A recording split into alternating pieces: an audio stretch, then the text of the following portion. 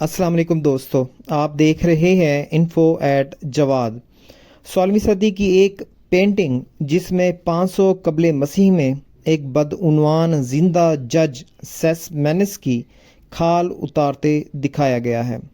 Herodotus کی تاریخ کے مطابق سیسمینس فارس کے کیمبس II کے دور حکومت میں فارسی سلطنت میں سرگرم ایک کرپٹ شاہی جج تھا۔ جب کیمبسس کو معلوم ہوا کہ سیسمینس نے فیصلے پر اثر انداز ہونے کے لیے رشوت لی تھی تو اس نے فوری طور پر گرفتار کر لیا اور زندہ اس کی کھال اتارنے کی سزا سنائی۔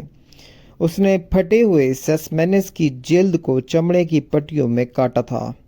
کیمبسس نے اس کے بعد سزا یافتہ سیسمینس کے بیٹے اوٹینس کو اپنے والد کا عدالتی جانشین مقرر کیا۔ اوٹینس کو یہ یاد دلانے کے لیے کہ بدعنوان ججوں کے ساتھ کیا ہوتا ہے اور عدالتی سالمیت کی اہمیت کو فراموش نہ کرنے کے لیے کیمبسس نے حکم دیا کہ نئے جج کی کرسی کو چمڑے کی پٹیوں سے لپیٹ دیا جائے جو سیسمینس کی جلد سے بنی ہوئی تھی۔ اوٹینس بعد میں لونیا میں ایک سیٹریپ بن گیا۔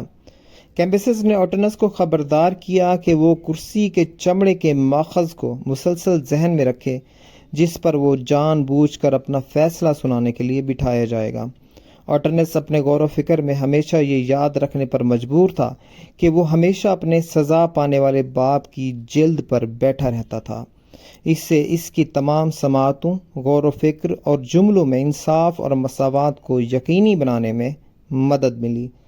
دوستو، امید کرتا ہوں یہ ویڈیو آپ کو پسند آئی ہوگی۔ مزید ایسی انفارمیٹیو ویڈیوز کے لیے جڑے رہیے انفو ایٹ جواد کے ساتھ۔ شکریہ۔